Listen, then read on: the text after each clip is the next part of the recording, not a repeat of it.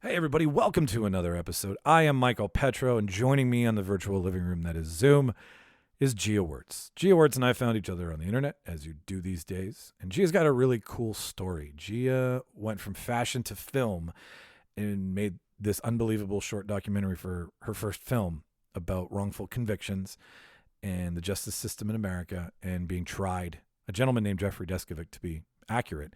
Jeffrey was tried and convicted of rape and murder of one of his classmates. Excuse me. And he didn't do it. He was wrongfully convicted and spent the better part of his life, young life, in prison. And that's the story of her short documentary. And it's absolutely fucking fantastic. So that's what we're talking about. We're talking about her doc. We're talking about true crime, our obsession with it. Her story starts with you may have heard this little podcast called Serial. That's her whole inspiration. Adnan's story. She goes into some really good detail about how that was involved in making her decision to want to get into true crime, and watching the HBO documentary crew do the thing. So that's what you're going to listen to today. She's pretty fucking cool and interesting, and was a blast as a guest. Gia, again, thank you so much. Super. You've got a seat at the table, as I said. Anyways, so that's the show for you guys today. More stuff about her, please. I implore you to go to her website. She's won a ton of awards for this film already. There's a feature in the works. It's only available in America at the moment. I'm sure you guys are techie nerds like me and can figure out how to stream it anyway, but it's on Amazon Prime in America only. She's working on getting it into Canada right now.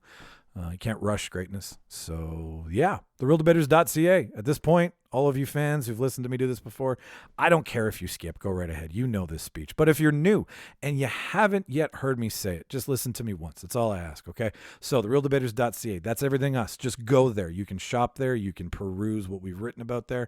You can listen to the show there, how to subscribe to the show. It's a one-stop shop. There's also shopping there. You can buy skateboard decks or stickers or t-shirts with all of our shit on it, okay? There's that too. If you want to donate to our show, if you want to donate to the cause that is the Reel Debaters, we put that money back into production, try to make this better for you, right? So we want to give you something for your donation. It's not much. It's pocket change, really. I wouldn't ask for anything more because it's just crazy.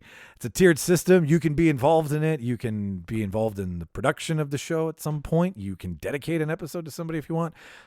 Why you'd want to do that, I don't know, but we want to give you something for your donation is the point. So reeldebaters.ca, that is everything us. Reel Debaters online, at Reel Debaters, REEL for all the spelling, and the Reel Debaters at gmail.com. I got nothing else. Seriously, it's just Gia. I will let Gia narrate how this whole thing came about. It's a crazy story. Jeffrey, again, man, you're tough as nails, dude, and I hope to learn more about you in the future with her feature. I give you Jia Wertz. I will cue the reel, and you enjoy the show.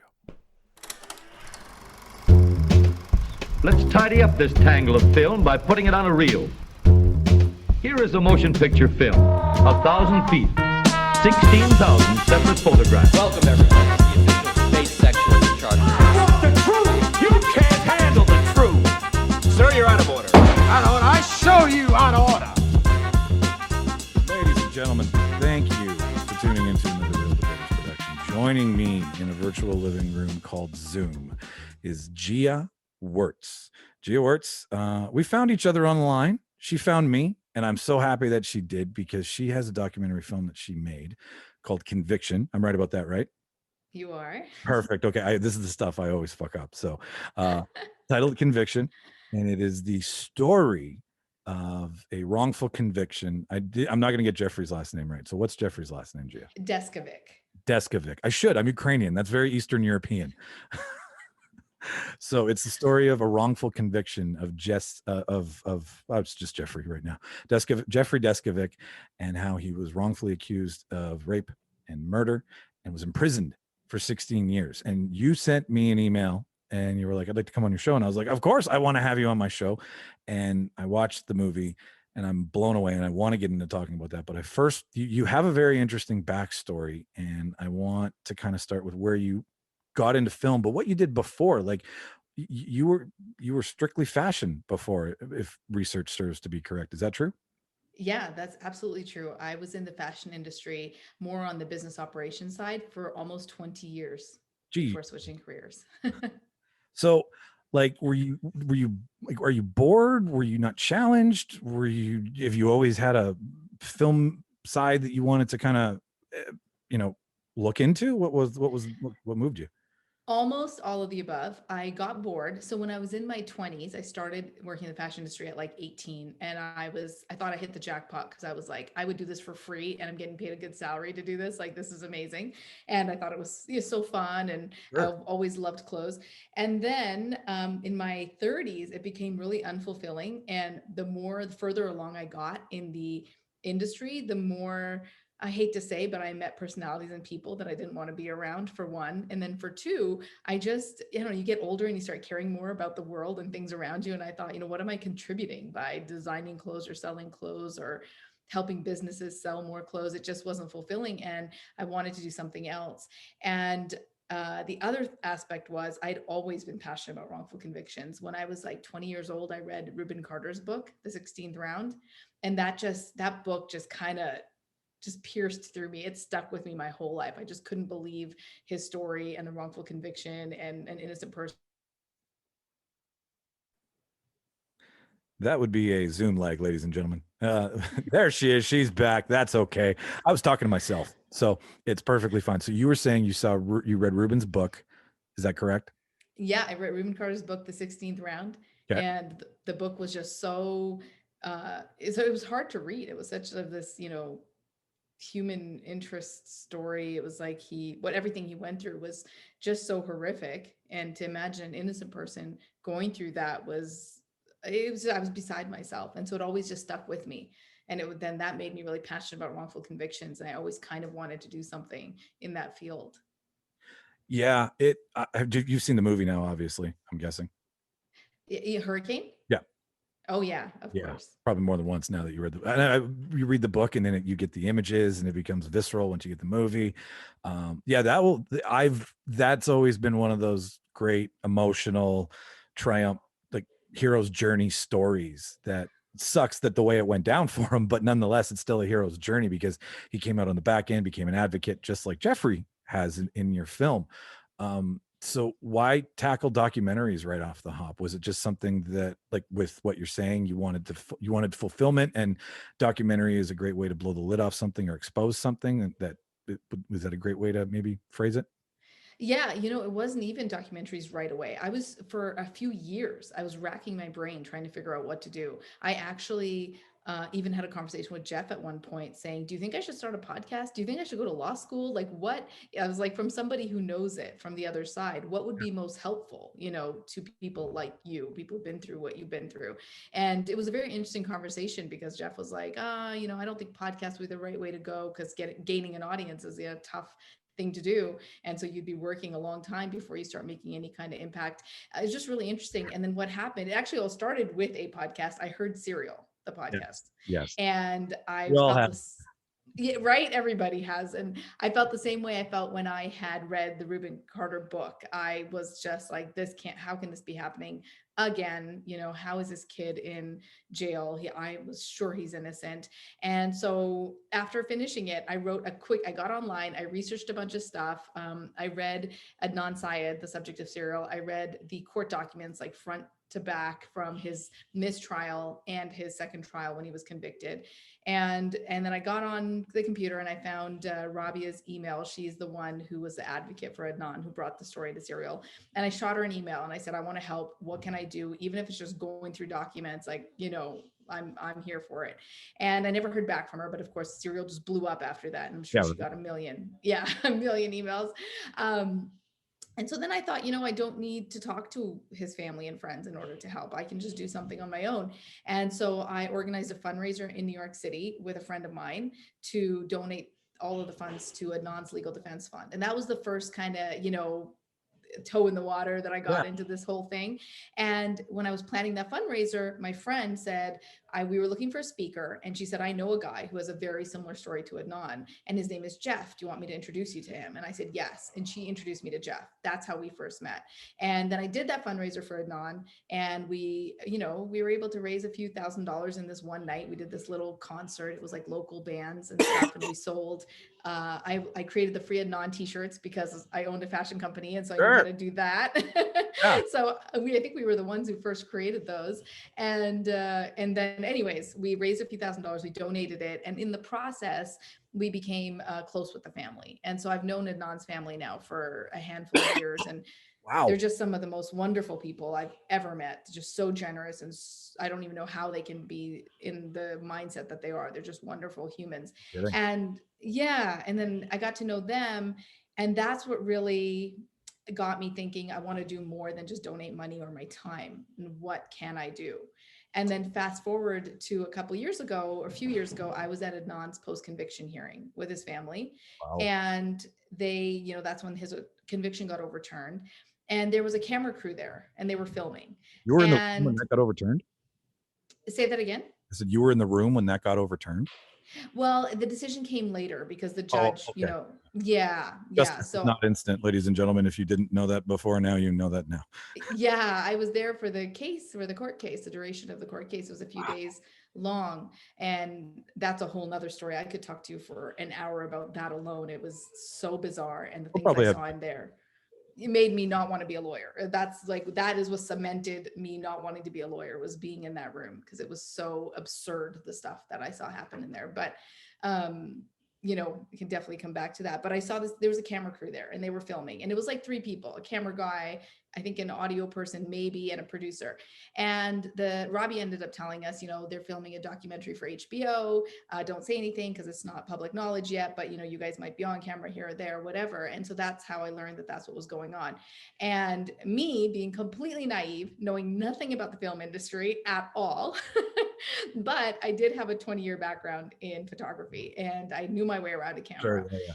And so I went home and I was like, you know what? That is what would reach a lot of people. Making a Murderer had just, come out and it had been huge, and Jinx was huge and amazing, and I loved it. Oh, yeah. I was so, and like at the end when he's sitting there and he's just talking to himself and he's like, I did it. Okay with it. And you're like, motherfucker, you're hot mic'd. I know. I could not believe it. I was like, nobody could. That's what made the whole documentary, was that last scene, and have you read about that last scene? How like a associate, like a producer, audio person found that clip way later. Yeah. They didn't even know they had it. Because HBO got grilled, I heard, for having maybe evidence and not producing it in a timely fashion, and then like they may have used that to trump up interest in the documentary. Like I've heard both sides. I've heard a couple different things. I don't know what's true. What are you talking about? Well, I read about, and actually I know somebody who's told me about this too. They said that it's just in the filming process, there's so much audio and you're always mic'd. And so I guess that segment, that last scene where he's mic'd and he confesses, basically, they didn't know they had it because they had taken their headphones off and everything, and they packed up their stuff. And so only after like an associate, somebody that, is a lower role in the filmmaking process, was just going through all the audio and they found it. And I just can't even imagine having that kind of footage and not knowing you're sitting on it in just the filmmaking process, Jesus Christ. Okay, yeah, that serves me right for listening to the rumor train. Like that's nuts. Like, yeah, some low end AP who's just like, hey, we need to get through this audio. You go in that room all weekend and figure it out. And then having just, he's like, sir, I may have cracked the case. Exactly. I was like, that's just amazing. And it made the entire documentary. So, I mean, that's huge. But anyways, long story short, I came home after that and I was like, this is what could reach a larger audience. Everyone's interested in, everyone's interested in TV and documentaries. Well, a lot of people are. There's a huge true crime following, obviously, and just kind of light bulb went off. I was like, this is what I could do, and it's something I would enjoy, and it's something that would reach a larger audience. And so I went home, talked it over with my husband. He might have thought I was a little bit crazy, and then I enrolled into New York Film Academy, and we decided we would just do it. And he's helped me on the project all along too, and it's been great. It's been a great experience ever since. That's awesome that you were like, I just don't want to do this anymore. So I'm going to do this because I want to do that. And then I'm like, I'm just going to go to New York Film Academy because that's what you do. And you come home and tell your husband, we're just going to make a documentary, honey. Like you were just fucking do it. And everybody who's ever made something that me and you both love say the same thing. Just go do it. For sure. For Right. sure. I mean, you just have to start. It's like the first steps. You just have to take action. So there's been so many things for myself too, and for most people, you have so many ideas and they just stay ideas in your head and you never take the action and the first steps to actually start. And that's all you really have to do. It all starts to snowball once you actually start, you know? Yeah, no, I completely agree with you, because I was like, let's do a podcast. And then I'm in Long and McQuaid with, a really big bill. And I'm like, how'd I get here? Like, there was a lot of things that I just kind of skipped because I don't know. And now I'm here. So no, I appreciate that. I like the Maverick, right? That's the Steven Spielberg thing. Just go do it, figure it out. And then hopefully it sticks and someone pays you lots of money for it. Yeah, exactly. So it's not about the money, it's about the art, but fuck, get paid for something that you're good at and that you enjoy doing. That's the dream. For sure. So you've touched on the Making the Murderer and the Jinx and the litany of other crime documentaries that are coming out. Just a question before we dig into Jeffrey and the movie. What is it that draws people in your opinion, to these? Because I was never a person, and I watched the Cecil Hotel documentary last week, and now I'm like, I just stick it in my fucking veins. I can't get enough of this true crime story that Netflix is. I don't know if they have a machine in the back that they just push documentary and then out comes something, because it's the same look, it's the same feel, it's comforting, right? Like Making a Murderer looks like Night Stalker, and Night Stalker looks like Cecil Hotel, and Cecil Hotel looks like Evil Genius, right? Like, and there's this thing to it. So what is it besides the Netflix algorithm that draws people to true crime now that you've made a movie and you've immersed yourself in that genre? Sorry, Michael. Now my toddler has just joined us. That's on this fine. call. My cat wanted to go piss, so I had to open the door. So that's fine. Okay. Let me get them out of here. Sure. Yeah. No, that's cool. Sorry. Let her come on. Tell her to come say hello. Jackson. Okay, I think my husband wrangled him out of here, and now he's gonna be screaming. My apologies. That's fine. No, that's fine. Jackson would have been our first child on the show. That would have been amazing. I was gonna let him say hi, but no, he's just gonna cry about it. This is what you do when you're at home doing your craft. Yeah.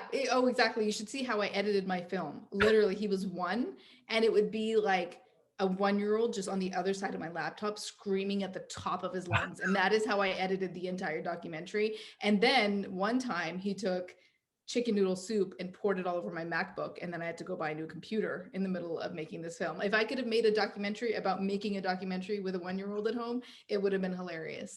The Mandalorian shit, where for everything you do, you make a behind the scenes. You with a fucking giant MacBook bill and a kid in one hand and this just face of desperation. Exactly. All the balance. Oh my goodness. Yes, back to your question. Yeah. I think it's a couple of things. I think that people, and I've actually read a lot about this too, especially specifically about women, which is very interesting. But I think people are it's almost like a shock factor because you can't believe these things happened in real life. So there's that aspect of it that gets people, hooked on true crime. And then the other side is there's so many armchair detectives sitting at home, myself included, who are like, yeah, of course, right? I can solve this. And what I'm going to go online, I'm going to Google everything, and I'm going to research. I'm in the first like 1 of 5 episodes, and I'm like, I got it. I shouldn't be a salesman. I need to fucking be a true crime detective. Yeah, exactly. It's so funny. But I think that's what it is. And then it's really interesting. I actually did a little research on this because I did a segment for The List, the TV show in the States. Yeah, about women and why women are so fascinated with true crime. I thought that was really cool. Interesting. It is cool. Go a little bit more into that, because people obviously won't know unless they go to your website. So I'd rather have them hear you here. So what is it really like? There was a couple statistics, I think there was. Yeah. Oh God, the statistics. I'm so bad. That's fine if you don't have them handy. I don't either. Yeah. I forget what it is, but yeah, I'd have to look it up. But it's really interesting because women watch, I think 85% of viewers, and 75 to 85% of viewers and listeners of podcasts of true crime are women.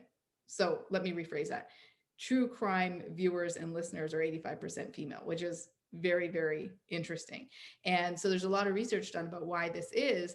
And there's a few reasons. One is because women are usually the victims of these crimes. And so they have just more of an interest in learning what the hell happened.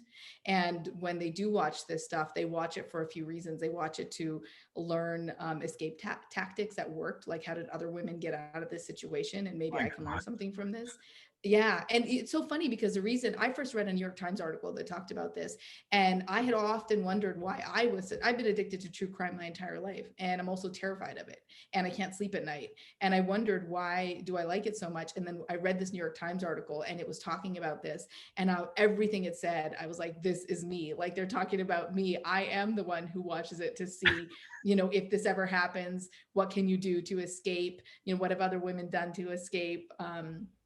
What can you avoid? Listen, dark parking lots and things. Gia, I 100% sympathize, because when I watch an Avengers movie, I'm trying to figure out how to be more like Tony Stark. So no, I'm just kidding.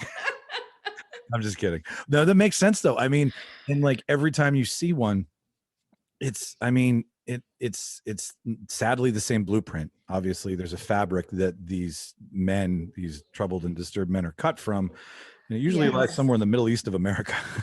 I don't know, like Midwest, Midwest, tall, 6'6", white male, right? Like that whole Silence of the Lambs, Buffalo Bill kind of, like, not mold, but just like from that tree, so to speak. And it's always a girl or woman who couldn't, get herself out of the situation. So I would totally understand how that's reading the playbook, so to speak, and kind of giving yourself a little bit of an edge, right? Because you're like, I'm going to read up on this shit so it doesn't happen to me in real life. For sure. Absolutely. And a lot of it just sticks with you. And it's also like, women won't, ever since the Central Park jogger. Yes. Like, ever since I heard that story in like the 80s, I never jogged in a park. Like, No. We clearly internalize these things, and then we act on them by not putting ourselves in these dangerous, scenarios and situations. That's crazy. I think that's very, very interesting. I hate that that's why you have to do it, but yes, I think it's very interesting as to why you would be so glued into it. Okay. All right. It is so interesting. I want to talk about the movie because that is why you were here. And I want to talk about as much about it because A, the story is important, and B, nobody in Canada can see it yet unless that's changing hopefully in the near future, but we can talk about that later. I do want to get a little bit into Jeffrey and how you kind of cracked this whole story. So first of all, give a little backstory on just Jeffrey's case, because I looked at it from your filmmaker's perspective. I didn't keep a lot of notes on the actual case itself. I mean, I understand it, but my book here is light on Jeffrey statistics. So tell people, what's his story? How did this all happen to him?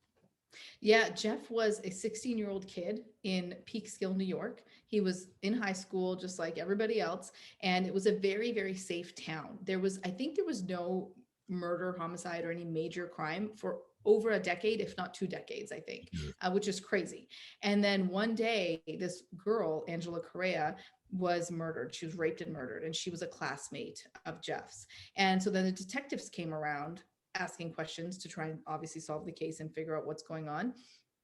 And some of the students, unfortunately, in the questioning with the detective said, you should talk to Jeff only because he's quiet and he's, reserved and maybe a little bit, they said, odd or something like that. And that is what turned the detective's attention to Jeff, which was the beginning of all the, horrific situation, the circumstances that Jeff had to deal with. And what ended up happening is the detective spent months taking Jeff around to the crime scene, giving him details, pretty much grooming him over time. And then one day they drove him outside his county to a different county, and they questioned him in the police station for over 7 hours. He had no food. His parents didn't know where he was. He had no lawyer present. He had never drank coffee in his life. He was only 16. They gave him a ton of coffee with no food. He said he felt super jittery and just wired. And of course he was worried. He didn't know what the hell was going on. And they coerced a confession out of him, over that. As they somehow we find out more and more that they do. It's like, I mean, I have friends who are police officers, and I do not think that job is easy by any means. And you're very thin margins when it comes to some of these scenarios. But at the same time, when you talk to somebody because they're quiet, Yeah. That's not like, I mean, I remember the one bit about his psychological profile, and he just fit it. I Yeah. mean, that psychological profile that fits a lot of people, and for some, there was nobody thinking that for a first time offender, this is a very violent crime. Like the jump from a 16-year-old student to, let's just say, like a fully graduated, rapist and murderer. Like we're missing some steps here, ladies and gentlemen. Yeah, absolutely. And I hate to say it, but I don't think they wanted to do the work they wanted to get the case off their desk rather than do the work to find the right person. And that I find so bizarre because if you live in this town that was super safe, wouldn't you want to get this murderer off the streets just for your own well-being and your family and Yeah. your friends? I mean, it makes no sense to me, but it seems that's what occurred because You raise a good point, because that's the flip side of that. It's do it, get it done quick, because we have such a safe town, and now that safety is in yeah, jeopardy. And I mean, from a human perspective, I can sympathize with that idea. I don't think it's right, but I can sympathize how you'd be sitting in a situation and you're like, I'm so scared as a police officer in this town that let's just rush it, get it done, get it over with, plug the dam, so to speak. That is, but someone's life, some 16-year-old kid's life is in balance here, man. Like, and what I found, before I forget my thought, what you mentioned, and I wanted to bring it up, he is such a quiet, gentle person for having gone through the American prison system. I'm not saying in Canada, we're both Canadian, ladies and gentlemen. I'm not pretending that in Canada, I don't know anything about prison. I got arrested for mooning a hooker, prostitute. That's as much as I know about being in trouble with the cops. So, and I even fell out of the van while it happened, just for context, my pants around my ankles. So it's a funny story. Like I'm not going to pretend I have an opinion on this, but like the American prison system is a business. The Canadian prison system is still like, there for its somewhat general purpose, but he's so adjusted. And I don't know if that was what is that trait about him? I hope when people can see this, because there's something I want to talk about at the end that kind of extends your universe of Jeffrey. But how did he get through that? Like the prison alone, never mind being charged with a crime that you didn't commit. In his mind, in his heart of hearts, I'm sure he knew that he didn't do it, but the system, that's what blows my mind. Yeah, I don't know how he got through it because as a 16-year-old going through an adult max security prison, when you're already a quiet, reserved kid. And the other thing about Jeff's story that really just hits me hard is at Angela's wake. He was at the wake and he was, I guess, crying a lot. And the police took that as a sign that because they already thought he did it. They already had their, eyes set on him. And so they thought, well, he's crying because he has guilt for what he's done. And what gets me about it is he didn't know Angela. Jeff didn't know Angela well at all. They'd had a couple of conversations. They weren't even friends. And so to think about somebody who would be crying at a wake for someone that they knew as an acquaintance barely means that the person is really soft-hearted, and it's a caring person. And so for somebody who's caring, quiet, reserved, soft-hearted, to go to a max security men's prison at 16 years old, I can't even wrap my brain around that. I don't know how he survived. And once you see the film, you obviously know that Jeff has just got a lot of heart and a lot of drive. He obviously, has the character to get through and achieve a lot. And so I guess that's what got him through. But it's very interesting to talk to Jeff. There's some of the stuff I'm working on the feature length doc, the 1.5 hour long version of we Jeff's can talk story. about that now, because So I want to know. There's so many little things that you touch on, like you touch on his pen pal, and you touch on his advocacy work, and you touch on him getting his law degree. Like there's so many things that have are little nuggets of no, more Jeff.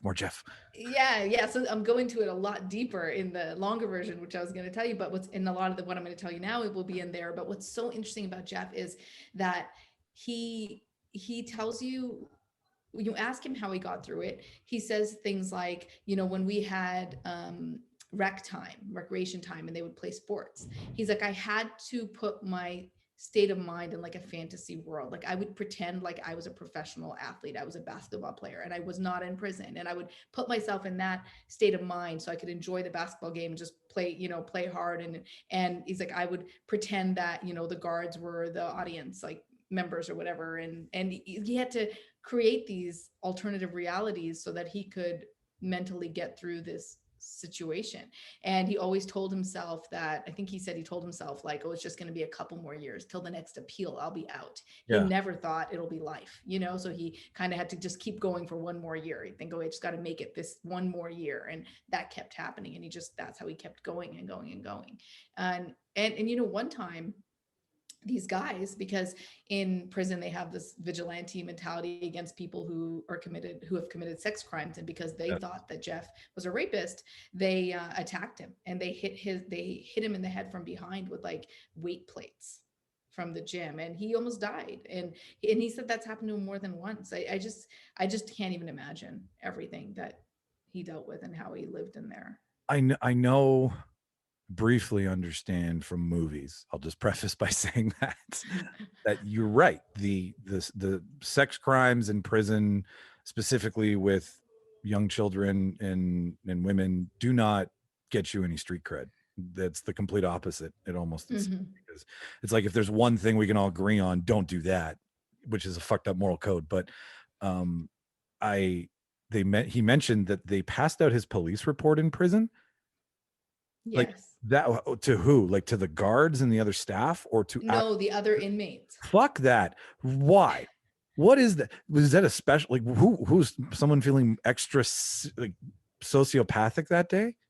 I mean, I think this kind of stuff, I don't know, of course, but it sounds like this kind of stuff happens all the time. Like the whole code in prison is a whole nother world, totally different than what we experience every day. Yeah. I know we should become.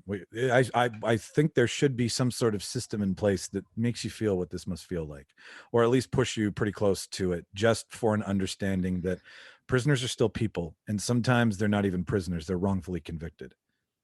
Yeah, it's crazy because in the States, and I think it's a very conservative number, but the Innocence Project says there's about 2 to 5% of all prisoners are innocent. That's over 120,000 people. I mean, it's insane. That's like a Dallas Cowboys football game. I guess so, if you say so. I'm just using for scale. I don't sports. I know nothing about sports. I know it's $1 billion stadium, so it must be able to hold a lot of people. No, that's, my God, to know that. And like, for all of our American friends listening right now, you can watch this. You can go to Amazon Prime. It's there. It's ready to stream. So like, stop listening to us, come back and listen to us, whatever. But like, this is something that needs eyes and ears and attention. And I as a first-time filmmaker, how did you feel with taking care of somebody's story? Luckily I didn't think about it too much. Otherwise I might have psyched myself out, but I did go into it. I think a few of the reasons it works, I mean, number one being Jeff, he's so compelling. His story and life is so compelling. From the filmmaker side, from my end, I went into it with a very, I want to 100% stick to the facts. It has to be factual. I didn't want anything to be sensationalized. I hate when true crime is sensationalized. It's like what happened is already crazy enough. You don't need to make it any crazier. It sometimes drives me insane when I watch films that say they're based on a true story, but then they say that certain events have been changed, and it's like, why? Yeah. The story is already crazy as it is. Like, you don't need to do this. Like, why is somebody taking upon themselves to embellish the story or change details when you could just tell it how it actually occurred? And that drives me bananas. Well, the reason you're making a movie is because it is so crazy. Like, it's crazy enough that it's got enough conflict and, weird shit that you're like, this could be a movie. So you don't need to, you're right. You don't need to change it because it's already crazy enough. Like, yeah, what person A did to person B does not need to be more gory. It's gory. And who did that? The Night Stalker did that, where they used crime scene footage blended with reenactment footage. Yeah. And I was like, the reenactment's good enough when you find out what Richard Ramirez did to people. The crime scene stuff was a little, and I'm a pretty weak stomach. Like, I can't watch a calf birth. So like, I mean, some of that stuff is pretty nuts. But I think you did I am blown away at how beautiful it looks. Like, cinematically, you did a very good job with your camera work and telling a story. and getting to the heart of it. Like, it is a heartfelt documentary. It's not a sensationalized documentary at all, like you said. So you steered incredibly well away from that. But like, it really is about him and his survival. And that's what I found really interesting, as opposed to just another wrongful conviction, another overturning of a verdict, another life back to somewhat normal. It's like, no, we get to know Jeffrey. Was that your intent, was to play it from that side instead of hanging out more in, you know, the generic tropes you could kind of get away with making a true crime? Yeah, that was 100% my intention. I went into it, actually, when I approached Jeff about it, I said, you know, I want to kind of answer a question that I find a lot of people don't answer in these types of films and these stories. And it's how did you reintegrate into society, and how is somebody who's innocent really impacted by something like this, by a wrongful conviction? And that was what interested Jeff in the beginning. He said, I find that really interesting because actually not many people have asked me about that part of my story. And so that's what I found most interesting. And that's what I went in, you know, the question I went in trying to answer when making the film. Nobody thinks about what it must be like for a wrongfully convicted person to date again. And I went, know. I want to go take this guy out and meet women. I'm like, there's this one fucking speed bump in front of him. And that is part of these stories that I had a little tear down my eye. So screw you, Jia. But like, because every time I cry in front of my wife, she's like, oh, a little softy again. And, but like, I was like, yeah, we don't think about that. We go, what was it like? And I don't mean to be graphic, but what's it like in prison? What's it like in the showers? What's it like at mess? What's it like with all these things? These are all the sensationalized TV prison break-esque shit that we go, well, that's our version of what prisons must be like. But you talked about it from a, you know, working your way back into society, finding a job, your family and your friends, like all of these things that like, and his age, like he's older, but I mean, his entire life was robbed from him. So being into what maybe a younger Jeff would be into is still something old Jeff wants to experience. Oh, for sure. 100%. And, you know, he has no real choice now to have kids. Like, the options were taken away from him, you know. He's like, well, we can't have kids now. You know, he's just older, and that is not something he wants to deal with on a day-to-day basis now, even if he dated somebody a lot younger than him, you know what I mean? So it's so many things are taken away. And then people don't also think about, what about, it's great that you got to get out. A lot of people don't, a lot of innocent people in prison don't ever get there, you know? So it's great that Jeff got to be free. But what about when you are freed? You just walk out of there. Most of them have lost touch with their families and friends. You don't have a car. You don't have money. You don't have clothes. You don't have toiletries. You don't have, I mean, what are you supposed to do now? Now you're just thrown into this other world, which is great to be free. But how are you supposed to get a job? How are you supposed to do anything? You have zero experience. You couldn't finish high school. I've seen this movie, and Red and Andy Dufresne are in it. It's called Shawshank, and it's very heartbreaking watching what happens when prisoners are released back into society, because they've become a prison of a system, and 16 years is a long enough time to break a spirit, break a mind, reshape it, pre-program it. Like, whatever you want to do, you're going to do it. And at such a young age, it's not like he's 30 and he's got a moral code set. He's 16. Like, he's getting facial hair. Fuck. Like, I mean, there's nothing there to support that lifestyle at all. And like, you know, I don't know. I haven't even fought with anybody now. I got to save my ass in prison. Like, my God, man. What was it like? Did you talk to him about the day he got let out? Because in the documentary, there's this really interesting point where he talks about how his attorney shows up, and he's like, I don't want to say I don't know this person because I don't want to screw this up. I was like, smart man, just agree and fucking fake it till you make it. Yeah. And that's a life thing you learned real quick, buddy. Good for you. Yeah. So how did his attorney come in a picture, first of all? And like, he didn't want to have any conversations about the word freedom or the word release, because he's like, I can't digest that. That's not a reality for me. So how did this attorney come into the picture that basically like saved him? And then what was his day out like? Yeah, I have talked to him about all of those things. And actually the lawyer, her name's Nina Morrison, and I've interviewed her a few times for the feature doc, and she is like a real life hero. I mean, no joke. I think I don't quote me on this because it was in the 20s, but I think she's personally worked on 28 people's cases roughly who've been exonerated. I mean, she's literally a real life hero walking around amongst us. Yeah. It's so, that part that you just mentioned where he says, I was like, where's my visitor? And then I just feigned my way through that. That is what got me to when I was talking to him. I was like, what? Like, this is so interesting, just even from a psychological standpoint. Yeah. It's so fascinating. But yeah, so what happened is Jeff had spent, I think he says this in the documentary, he spent 4 years or so writing letters to just anybody he could think of that he thought could help him. And one of the letters he wrote was to somebody else, I don't know who, but that person, and this is another thing where you never know where one action you take can lead to God knows what, and which I find also fascinating.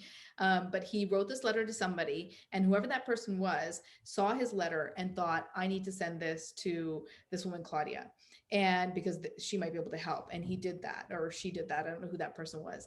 And Claudia got it and then wrote to Jeff and was like, your letter was forwarded to me and whatnot, and I think you should write to the Innocence Project based on these facts. Like, she works with wrongful convictions, and she read up about Jeff and whatnot, and then gave him advice. And so Jeff followed her advice, and he had spoken with Innocence Project once previously, years before, and they had not taken his case. So he just thought that was a dead end. But I guess Claudia pointed out some real details of why he could reapproach them, and he did, and they did take his case. And Nina Morrison worked for the Innocence Project. She's the lawyer who ended up showing up that day. So once the Innocence Project started working on it behind the scenes, Jeff wasn't always aware of everything that was going on. And what ended up happening is they ended up retesting the DNA in the rape kit, and it ended up having a hit in their database, and the hit was to somebody else, and that's how they were 100% certain that it wasn't Jeff. And so they were able to move through his exoneration, or releasing him anyways right away, very quickly. And that's why Jeff kind of didn't know what was happening. No, I'm good here. Just fucking don't get me hopes up. That's how he felt. Yeah. And so then she showed up to give him the news, and that was that conversation that you saw in the That's great. Yeah, because if he hadn't, he would have been like, no, I don't know this person. They would have been like, bye-bye. Yeah. They should have been like, I need to speak to him pronto. Yeah, and I'm his lawyer, and he's like, who is she? Yeah. Yes, I know her. We're very close friends. I wanna get back to you and your story here, because I think it's great that you like off the bench. I feel like you're the MMA fighter who gets off the bench, off the couch, no training, walks into the ring, knocks out the champion, and then walks out, and everyone's like, "Who the fuck is this?" Because that is like I've told everybody about this, and I'm like, you watch this if you can, because it's fucking awesome. But are there any similarities that you took from working in business and fashion to working on film? Like any tools in the toolbox that are good for both? Well, for sure. All of my photography and videography experience I had prior was shooting fashion videos. So at least I knew my way around a camera, from doing that. First of all. Second of all, the biggest thing I would say is I spent decades doing marketing, and that is half the battle in getting your film out there, is marketing it. And so those two things, I mean, really, really helped me when switching to filmmaking. I come from a fan point of view, like a cinephile point of view, not from a business perspective of film. So as I do this more and more, I learn more that you have to write a one page for a film. You have to market it to your investors. You got to sell this as a business idea before you even get to be creative. And I've seen some of these, and I'm like, man, this is not fun. This is why I'm on the outside. I don't want to be around all your nonsense paperwork and red tape bullshit that stops from having the fun. But that would have made it, I would imagine, I guess, a less daunting, because you've got a camera, and know how to get somebody to invest in an idea. So now it's about right idea. Now you can kind of skip the stuff I don't like and get right to the meat and potatoes of it. For sure. I think it's so interesting because I worked in the fashion industry for other companies for 15, 16 years. And then I started my own fashion brand, which, I still have today. And I felt like it did okay, but I could never really get it to be as successful as I wanted it to be. And it was a real challenge. And I did that for 6 years.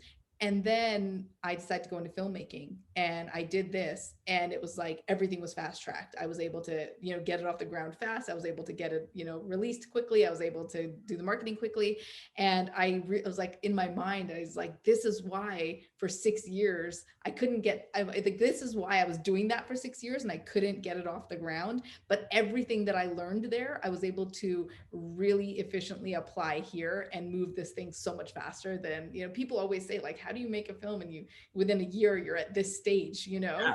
I get that all the time, but I think it is because of all the years of experience of doing all that other stuff. I was able to figure out what works, what doesn't work, what works in marketing, what doesn't work, and just apply everything that did work to this really quickly right away. So it kind of, in hindsight, looking back, before I was really frustrated that I couldn't get my fashion business off the ground. And now I feel like, oh, that was only for this. Like, this is for sure. Yeah. That dovetail that shit into another thing. And then, off you go. Yeah. What inspired you? Like, who inspired you, I should say? Like, do you have a list of documentary filmmakers that you like, that you were kind of like in a mold to be like, I'm going to do a little of this, a little of that? Or were you like, I'm just going to do my own thing so nobody can say that I was heavily influenced by A, B, or C, so they pay attention instead of, finding a hole to poke?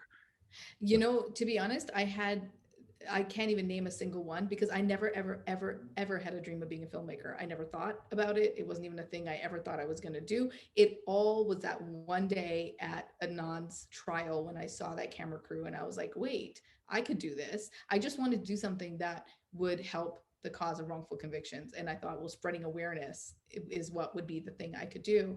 And so I can't say that I had any. I've always loved true crime. Always loved watching true crime. I'm very opinionated and I'm very black and white. So I definitely know what I love and I hate. So everything I'd ever seen, I knew what I, really loved and what I really hated. And so I went in with my own list of things. I hate when documentary filmmakers put themselves in their films. And it's like, it's not about you. Like, why are you in this movie? Like, I wondered if I was going to see you or not. I was like, where's that 2 shot where you're both sitting down talking to each other? And then I hate it. It's like, why you're not part of the story? Why are you here? I completely respect that. I think that's a good idea because it's like, we know you're narrating, right? If there's a narrator, chances are, unless you've got some bucks and you can afford Morgan Freeman or Sean Penn or some deep voice or delicious female voice for that matter, like getting ScarJo to narrate for you, for example, right? Like those, you can do that, but 9 times out of 10, like, what's his name? He did the Armstrong Lie.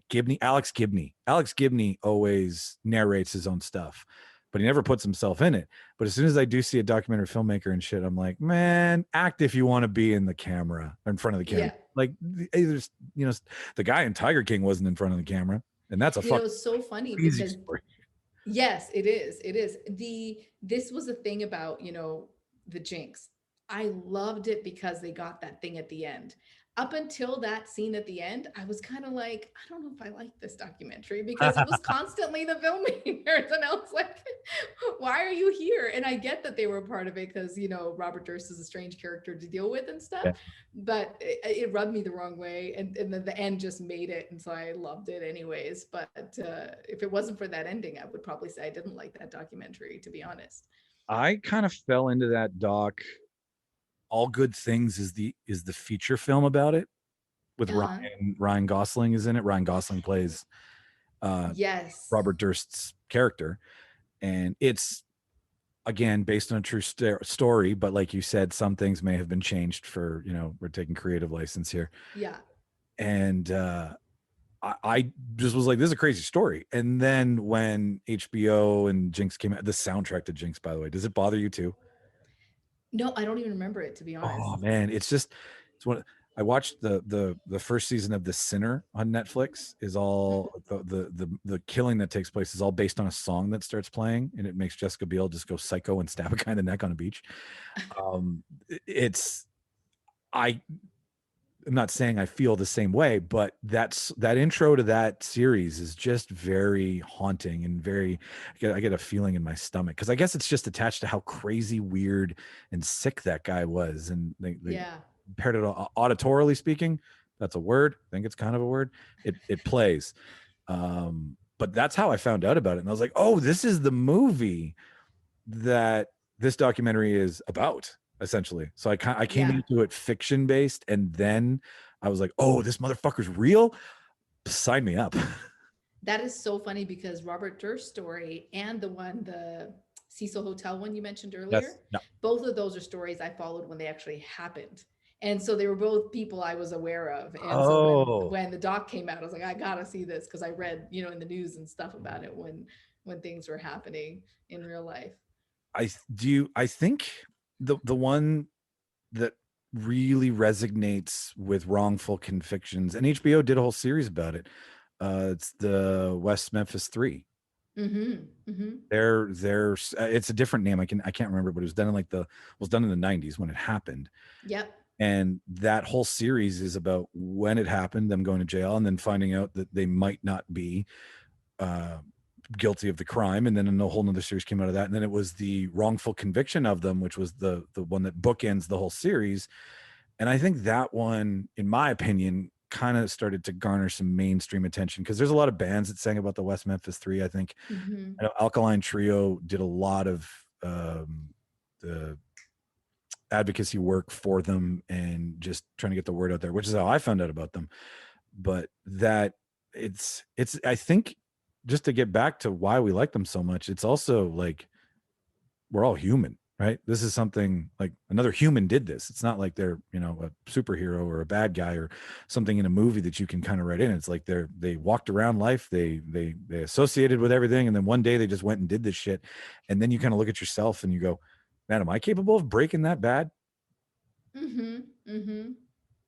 But I digress. Yeah.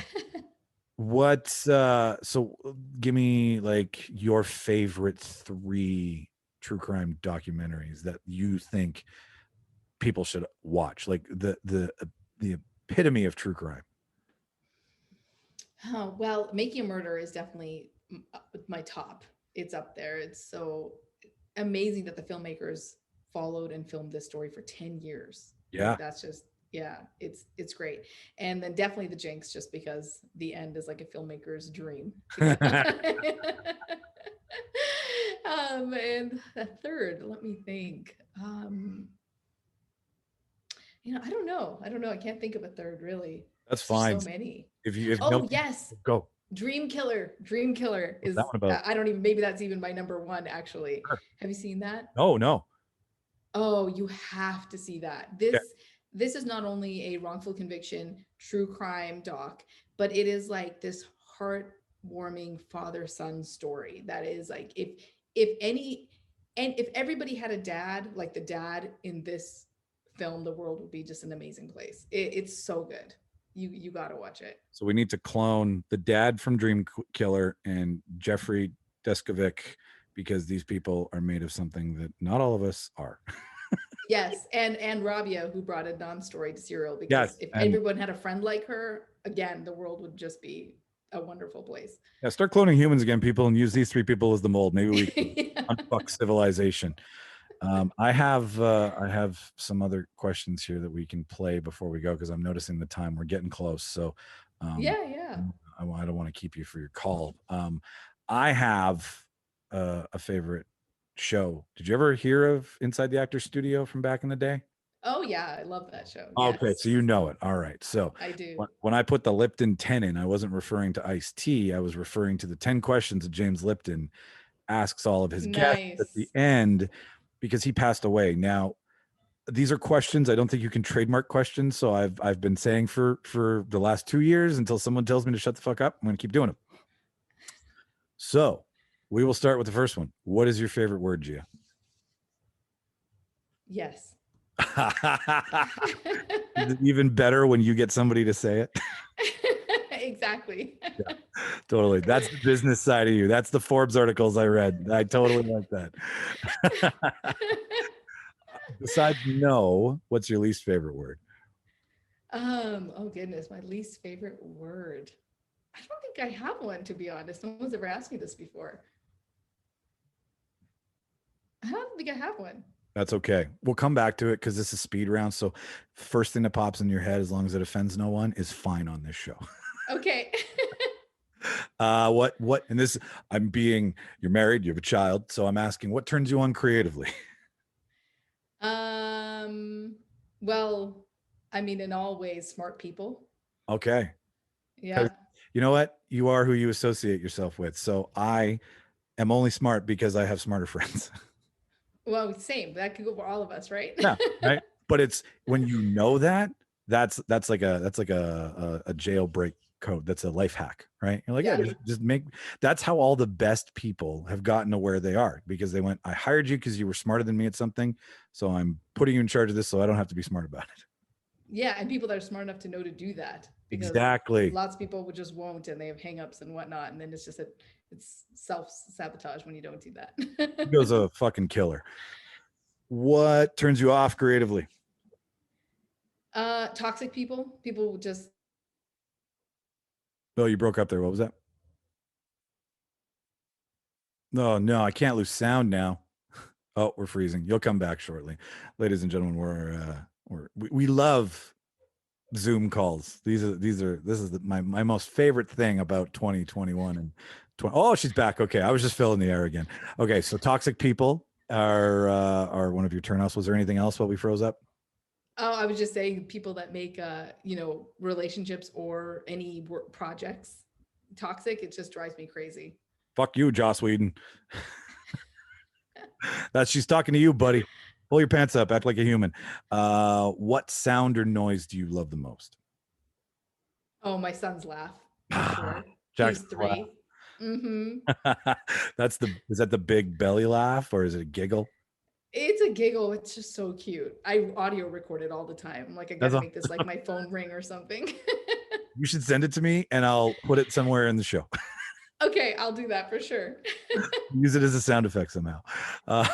What sound or noise do you hate? All background noise when I'm trying to work. So it's got to be silent. Completely. Get it? Okay. Completely. I do need, like, I don't know, Indiana Jones and Temple of Doom in the background to get anything done. Like just something to take short breaks. But that's the ADD in me where I'm like, I need a break. All right, I got more mental capacity and watch. So many people I know are like that. My husband listens to podcasts while working and while writing, reports for work and whatnot. I get nothing done. And my brain goes like from one to the other, and nothing gets done.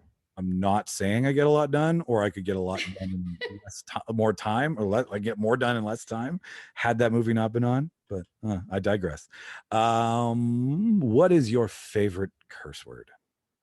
The F word. I'm Canadian and I have a very foul mouth, and actually my son said that today and I was like, oh my God, I need to do a better job. When the child A knows the word and B hears you say it too much, yeah, that's yes, it's a problem. What profession other than your own would you like to attempt? You've done fashion, you've done film, anything else? Well, I'll never attempt it, but I wish I would have listened to my parents and been a doctor. Oh yeah. Well, I mean, Patch Adams did it at what, 40? We could all do it. Bill, we're all young. We can get this shit under control. If you become a doctor, I don't know. I owe you something big because you checked like 3 major industrial, like you've checked 2 boxes that like anybody who can't get off the couch would love to be able to be in. And a third one where you're like, I'm just going to become a doctor because I can. I thought about it earlier this year. My God, of course you did. What profession would you not like to do? A lawyer. Yes. After watching all of this, there's one more question here, and I wanted to ask you something now that you brought that up. Before you go, what was your experience just researching the American justice system and how hard or maybe easy it is to navigate? And the media just convinces us that it's one big conundrum and it can't be solved. Like when you were trying to get documents and anything that you could get, did Nina the lawyer have all of that, or did you have to start digging from scratch? I had to dig from scratch. Definitely. Yeah. For a lot of it, even, Jeff obviously gave me a lot, but even he couldn't find the documents anymore because he's been out for, I don't even know, 14 years or something like that. So even he didn't have the documents anymore. So yeah, I had to dig, but the justice system, no, I completely agree with your second statement. It is a complete disaster. And there are the oddest rules and laws and hoops to jump through. And you get denied an appeal and then you can't have another one for another year. And it's just like years, I should say, even not just one. It's insanity. When the more you dig, the more you're like, how can things be like this? How can this be what the rules and laws are? It's really crazy. From an outsider's perspective who has a lizard brain from time to time, I just think it's one big industry. It's designed to attack a specific race, a specific gender, a specific idea.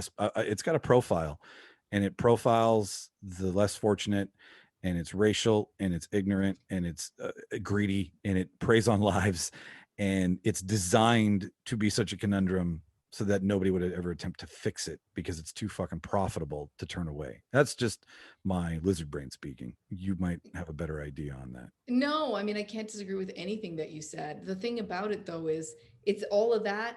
And then it's even got all of these, what's the word? All the processes and stuff are just, it needs a rehaul. It just needs a major rehaul, because everything you said is true. But then there's cases like Jeff, who doesn't fit that profile, and the race and the this and the that. And same with the dream killer story. It's a Caucasian guy, the family's well off, he doesn't necessarily fit into all of those categories, but yet they're still stuck in this. There's just so many issues. You know what I mean? Like, everything you said is true. It's definitely racial, and it's definitely targets people that don't have the money to get the right lawyers to defend themselves. I mean, that was one of Jeff's issues. They didn't have money. He didn't come from money. And so they couldn't hire a lawyer, and he got a court appointed lawyer who was terrible. And that happens to a lot of people. So all the issues you said are true. And then there's more piled on top of that. Shit, Jesus Christ, pile of shit covered in needles and God knows what. Wow. Yeah. Lady Justice, we need to look under your hood and fix a lot of the problems with your engine. So that sounded sexual. Anyways, last question, and I will let you go. If an afterlife exists, what would you like to hear your God say when you arrive at the pearly gates? Welcome in. That's what we all want to hear. One of my friends said the editing suite is right this way, sir. Oh, yeah. Oh, that's a much better answer. Right? It's funny because you mentioned when you edit, you had your baby, you had, your soup covered MacBook. Like, every editor I know loves a dark room that's like quiet, and they're just, left to themselves. And you're like, no, I'm going to change that perception, and I'm going to be mom editor. I would have liked that very, very much so, except for I live in a small New York apartment, A, so there is no editing suite, and B, in the middle of me, just as I was finishing the short and working on the feature length, the pandemic happened, and all the editing suites we could use all shut down.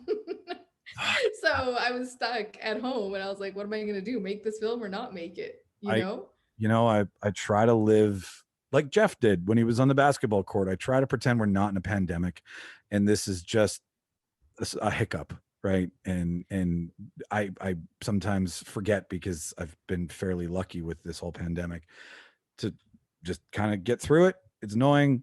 I know we were talking about stuff before, and my heart goes out to you. But point of case here is I forget that you launched a film, your first film, in a fucking pandemic. Congratulations for doing that, because everybody's holding off. You and I'm sure you could have been like, you know what? Give it 6 months, give it whatever, let some time go. But you were like, no, I'm charging hard and getting out of here and putting this out there. So like, that's pretty ballsy. Like, opening a business during COVID, putting a movie up during COVID. Like, these are two things that everybody was like, don't do it now.